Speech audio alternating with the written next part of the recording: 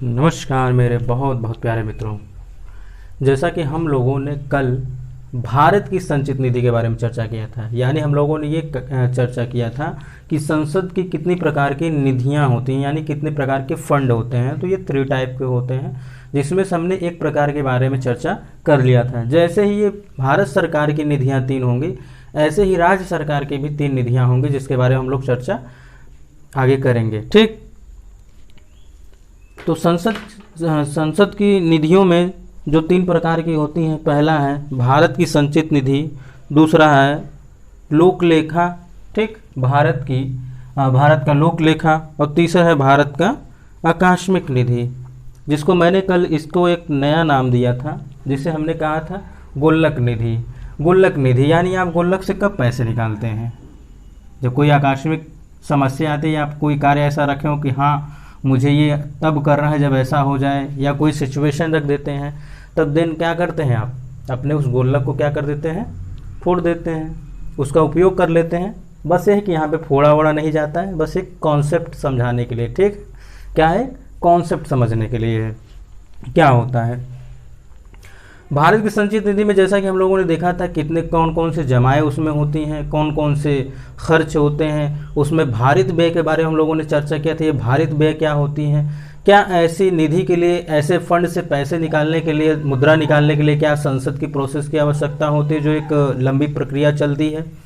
क्या इस पर मतदान होता है लोकसभा में या राज्यसभा में कि हाँ सरकार ने ये मांग रखी है, ये डिमांड रखा है, क्या इस पर मतदान होता है। हम लोगों ने इसके बारे में भी चर्चा कर लिया था। और साथ ही साथ एक बहुत ही अहम और बहुत ही महत्वपूर्ण कुछ प्रश्नों के बारे में भी चर्चा किया था, भारत की संचित निधि से संबंधित। उसी श्रृंखला में, उसी रूप में, उसी तरह ही आज हम लोग क्या करेंगे, भारत की लोक लेखा और भारत की आकस्मिक निधि के बारे में भी समझेंगे, चर्चा करेंगे, और इससे संबंधित कुछ प्रश्नों के बारे में भी चर्चा करेंगे। ठीक, यदि आप ये पहली बार पढ़ रहे हो तो क्या करिएगा, आप एक बार इसको यहाँ पे पढ़ लीजिएगा, उसके बाद हो सके तो बुक से पढ़िएगा, अन्यथा नहीं पढ़िएगा, क्योंकि थोड़ा बहुत घुमावदार हो उसमें कहा गया है।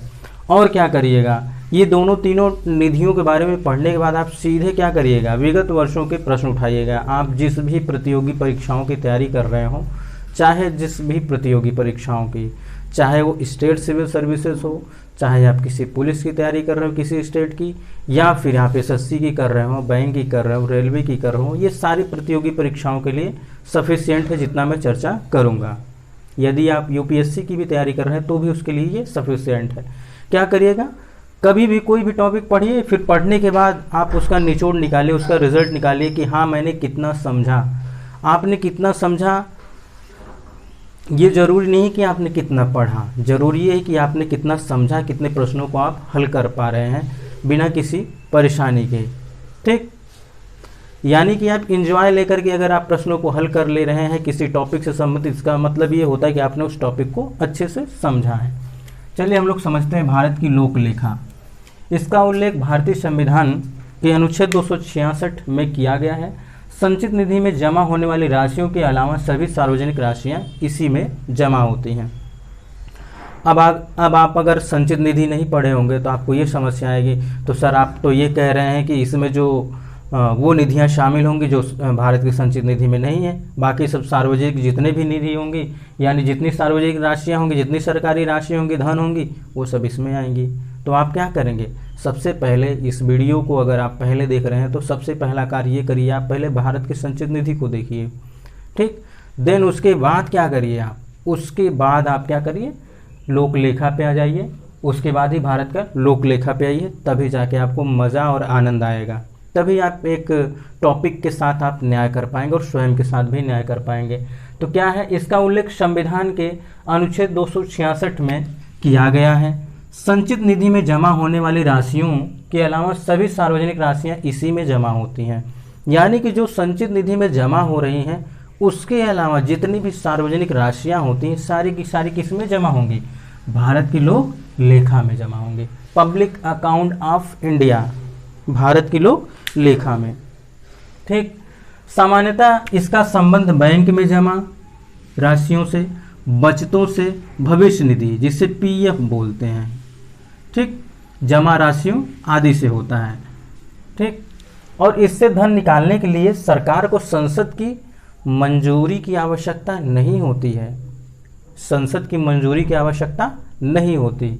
इस तथ्य को समझिएगा क्या है कि बैंक के पास जितनी जमा राशियां होंगी वो सारी की सारी किस में आएंगी, भारत के लोक लेखा में आएंगी। ठीक, जितने पीएफ होंगे, जितने भी कर्मचारी होंगे, जो जितने भी सरकारी कर्मचारी हैं, सारे के सारे, और जितने भी पीएफ जमा होते हैं वो सारे के सारे कहाँ जाएंगे, इसी निधि में आएंगे, यानी कि भारत के लोक लेखा में आएंगे। ठीक, और इस निधि से यानी इस फंड से पैसे निकालने के लिए जो एक प्रोसेस चलती है कि हाँ सरकार ने ये अपना डिमांड रखा, अब ये जाएगा लोकसभा में, लोकसभा के बाद राज्यसभा में जाएगा, राज्यसभा उसको मंजूरी देगा, फिर लोकसभा में आएगा, लोकसभा में उसके बाद फिर डिस्कस होगा, देन उसके बाद उस पर मतदान होगा, तब मतदान होने के बाद ही वो धन की उगाही हो सकती है या फिर उस धन को निकाल सकते हैं। ये जो प्रक्रिया रहती है ये प्रक्रिया नहीं होती है। ठीक, यानी कि इसको कोई आवश्यकता नहीं होती है, सरकार को कोई आवश्यकता नहीं होती कि संसद से क्या करना, इसे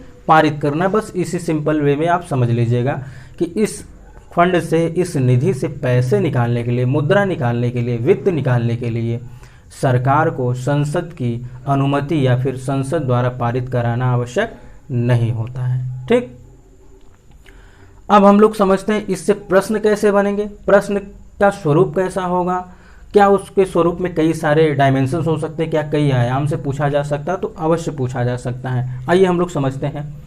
भारत के लोक लेखा के संदर्भ में निम्नलिखित कथनों पर विचार कीजिए।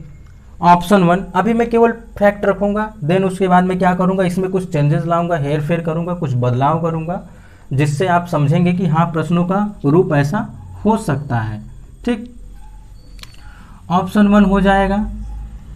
इसका उल्लेख संविधान के अनुच्छेद 266 में किया गया है। संचित निधि में जमा होने वाली राशियों के अलावा सभी सार्वजनिक राशियां इसी में जमा होती हैं। ठीक, ये ऑप्शन 1 हो गया।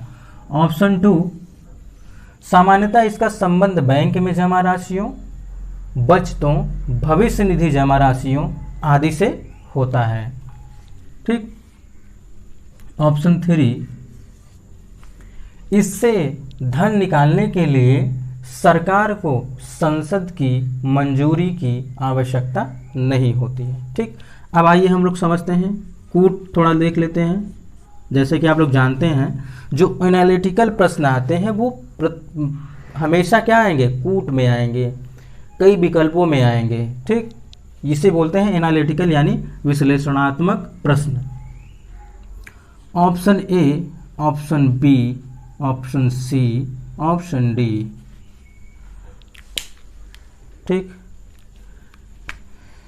केवल 1 2, केवल 2 3, केवल 1 3 और 1 2 3। यहाँ पे उपर्युक्त सभी भी हो सकता है। ठीक, ये भी आते हैं उपर्युक्त सभी।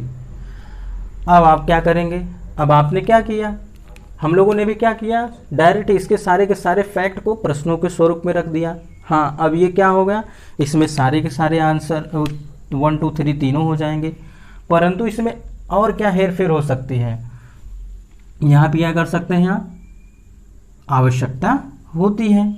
तब अब क्या होगा, ऑप्शन 3 यानी यहाँ पे क्या हो गया, गलत हो गया।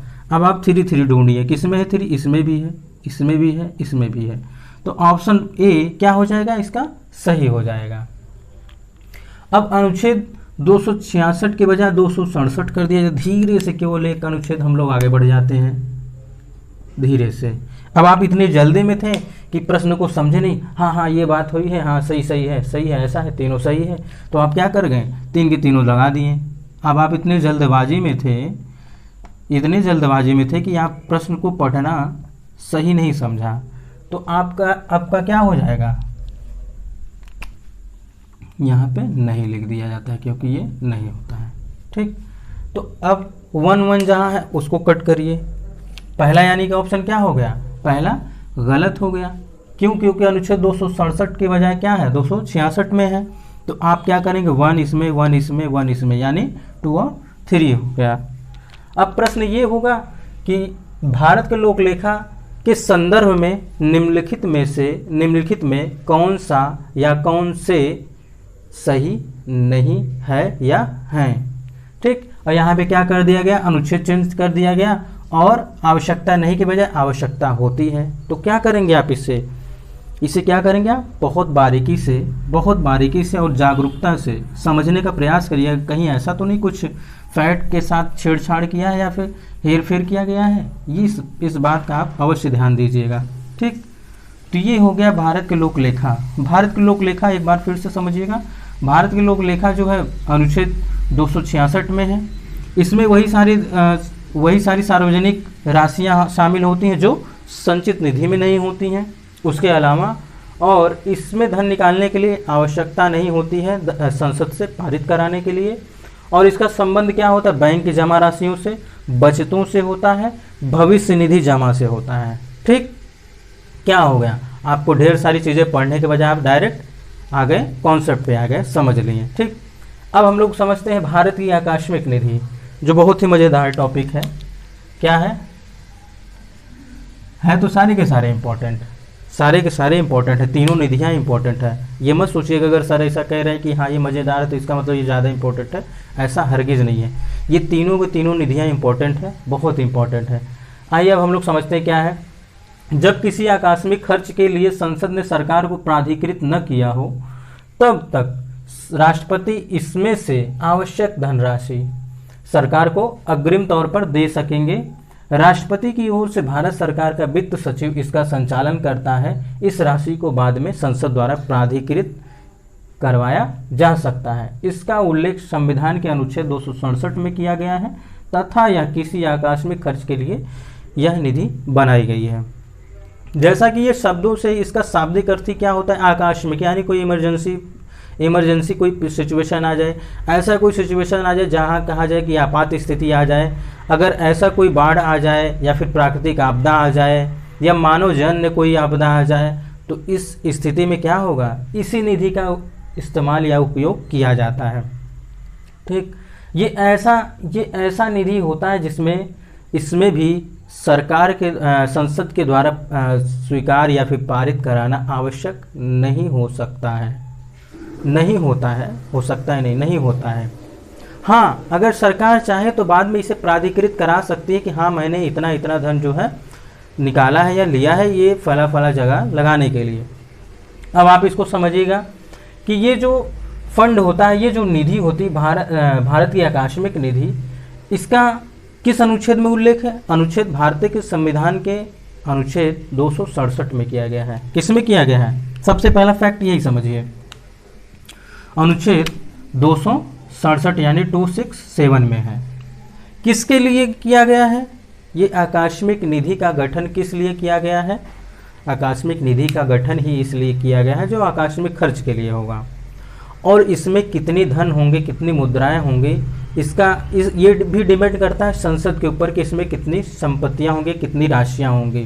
ठीक, और ये संसद के द्वारा ही बनाई जाती है। आप इस बात को समझिएगा, मैं थोड़ा सा आपको इसको विस्तार से समझाने का प्रयास करता हूँ कि आकस्मिक निधि जो होती है भारतीय संविधान के अनुच्छेद 267 में इसका उल्लेख किया गया है। इसका गठन जो होता है संसद के द्वारा होता है, परंतु इस पर जो नियंत्रण होता है वो कार्यपालिका का होता है, यानी राष्ट्रपति महोदय का होता है, जो राष्ट्रपति महोदय अपने द्वारा या फिर उनकी ओर से भारत सरकार का भी सचिव इसका क्या करता है, संचालन करता है कि क्या करना है, कितना निकालना है, कितना जमा करना है, क्या करना है, कितने समय निकालना है। ये सारा का सारा कार्य कौन करता है, वित्त सचिव करता है भारत सरकार का, परंतु ये राष्ट्रपति के देख रेख में की करेगा। ये शब्द आपको मिलेगा नहीं, परंतु आप ये बात को समझिएगा कि भारत की आकस्मिक निधि पर जो नियंत्रण होता है वो कार्यपालिका को होता है। कार्यपालिका का प्रमुख कौन होता है, वो राष्ट्रपति महोदय होते हैं। परंतु इसके साथ ही आप क्या समझिएगा, राष्ट्रपति महोदय का इस पर नियंत्रण तो होता है, लेकिन क्या होता है, भारत सरकार का वित्त सचिव के द्वारा ये कार्य कराते हैं। एक प्रकार से समझिए कि इस पर नियंत्रण हो गया राष्ट्रपति महोदय का। ये क्या किए, अपने सबऑर्डिनेट यानी अपने अधीनस्थ क्या कर लिए, वित्त सचिव को रख लिए, कहें कि ऐसा है तुम क्या करो कि भारत की आकस्मिक निधि है इसका तुम संचालन करो, क्या करो, इसका संचालन करो और समय समय पर मुझे इसका रिपोर्ट देते रहो। ठीक, यही होता है। और क्या होता है, तब सरकार क्या करती है, इससे कुछ धन लेती है बाद में अगर वो चाहे या तो बहुत ही नैतिक है सरकार, तो क्या करेगी, वो बाद में अपना प्राधिकृत कराएगी कि हाँ हमने इतना इतना धन लिया है इस कार्य के लिए। ठीक, अब हम लोग समझते हैं कि इससे प्रश्न कैसे बन सकते हैं। तो ये लीजिए 1 हो गया ऑप्शन, ये हो गया 2, कूट हो गया option A, B, C, D, केवल एक, केवल दो, एक और दो दोनों,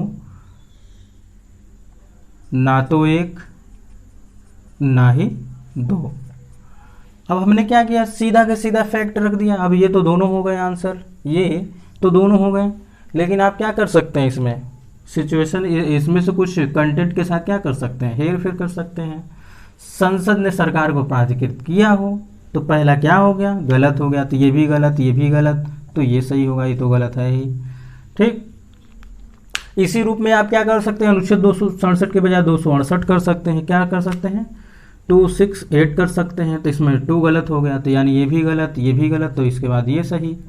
ठीक, प्रश्न इसमें ऐसे भी बन सकते हैं कि भारतीय आकस्मिक निधि के संदर्भ में निम्नलिखित में कौन सा या से सही नहीं है या है, तो इसमें क्या कर सकते हैं आप, तब ये हो जाएगा डायरेक्ट ही। लेकिन प्रायः जो होते हैं, जो आजकल जो परीक्षाएं हो रही हैं उसमें प्रायः एनालिटिकल प्रश्न बनाए जा रहे हैं, उसका जो स्वरूप हो रहा है वो एनालिटिकल ही बनाए जा रहे हैं। ठीक, तो आज हम लोगों ने भारत का लोक लेखा, भारत की आकस्मिक निधि और भारत की संचित निधि पिछले वीडियो में हम लोगों ने कवर कर लिया है। यानी कि हम लोगों ने क्या किया, भारत की निधियों के का क्या कर दिया है, उसको कवर कर लिया है, उसके बारे में हम लोगों ने समझ लिया, उससे संबंधित प्रश्नों के बारे में भी चर्चा कर लिया है। हाँ, अगर आपका कोई डाउट रह गया हो इस किसी टॉपिक से, आकस्मिक निधि या लोकलेखा निधि या संचित निधि से, तो आप कमेंट बॉक्स में कमेंट करिएगा, मैं अवश्य आपके डाउट को क्लियर करने का प्रयास करूँगा। ठीक है मित्रों, आज के लिए बस इतना ही, हम लोग मिलते हैं नेक्स्ट वीडियो में, तब तक के लिए नमस्कार।